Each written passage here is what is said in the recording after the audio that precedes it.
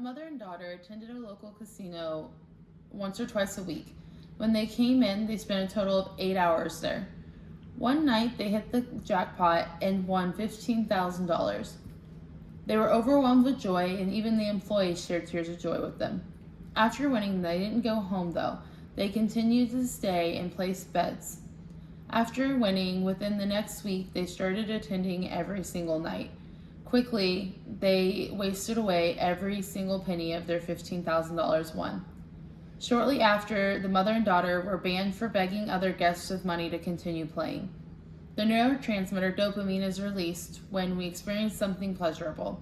Dopamine is a drug and gambling feeds it. Nearly 10 million Americans struggle with a gambling addiction. For many that do, gambling is not their only addiction. Research shows 75% have an alcohol disorder, 38% struggle with drug use, and 60% struggle with nicotine. Unlike these other addictions, gambling support groups are not as easy to find. When searching for support groups in Tampa, while the other addictions have numerous meeting locations, gambling only had one. With most forms of gambling being legal, it is hard for people to recognize when it becomes an issue. If this mother and daughter were your family members, wouldn't you want them to be able to seek help? Gambling addiction isn't something that I've just read about. I've learned the effects of gambling addiction through personal experience and extensive research.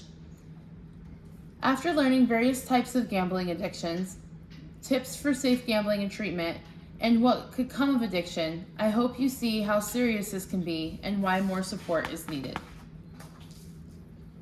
According to the Recovery Village, there are 7 types of gamblers. The professional gamblers are rare. Those are the ones that do not have an addiction but earn an income from gambling. The casual social gamblers are most common. They may step into a casino from time to time just to enjoy time with friends. The serious social gamblers are usually gamblers that have negative coping skills. While long hours are spent gambling to handle stress, they may start gravitating toward more problematic gambling, unable to maintain work relationships with others. Relief and escape gamblers may only gamble when needing to manage their mental illnesses. Due to their emotional state and their decision-making and poor judgment skills, they may lose a lot of money in short periods of time. The conservative gamblers do not get a thrill from winning or even the social aspect of gambling. They're interested in just the experience. They may have just seen it on TV or heard of gambling and just wanted to try it. Personality gamblers behave in illegal ways. They seek out making large amounts of money by any necessary means. And then lastly, compulsive gamblers' lives are completely controlled by gambling. These gamblers usually need professional help and treatment from family and support from friends to recover.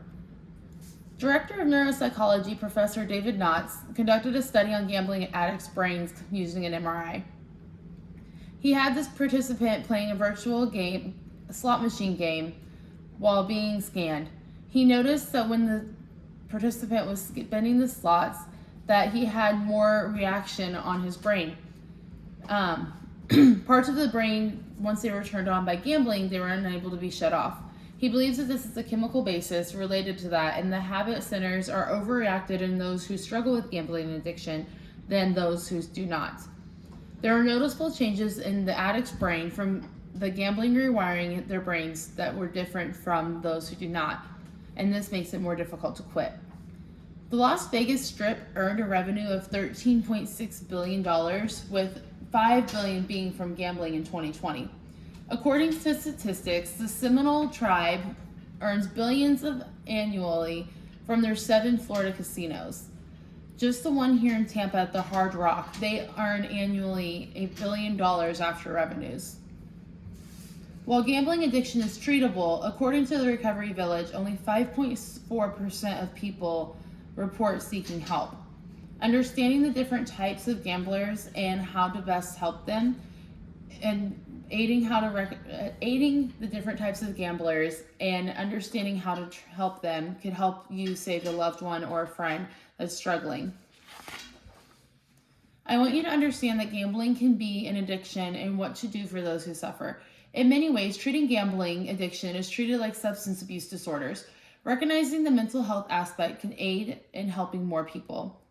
For gambling addicts, there are both inpatient and outpatient facilities, And there's also support groups like drug and alcohol. There's also a Gamblers Anonymous that has a 12-step program. Tips for safe gambling from a county in Oregon gave 10 healthy tips that I found interesting that could help people keep them from getting a gambling addiction.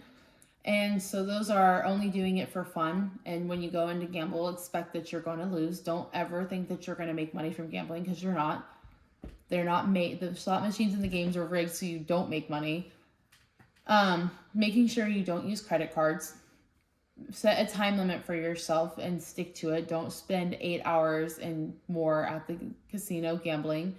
When you're gambling, try to balance with other activities. Don't chase money lost. When you have set a spending limit that you're going to set for the night, and stick to it and treat it as the cost of entertainment. Avoid gambling to cope with emotions, and educate yourself about gambling problems. By understanding how to help gambling addicts and knowing safety tips for gambling, we could prevent more people from ending up being like the mother and daughter that I told you in the beginning. An article posted in NCBI showed gambling ages have declined over the years, and 89% of respondents were only ages 18 to 30. Young adults need to take action and understand the lasting effects of gambling addiction. I am so sorry, somebody's driving by and it's really loud. Sure, most of us probably think we would never let gambling consume our lives, but for those that are swallowed whole by the gambling, didn't think they would either.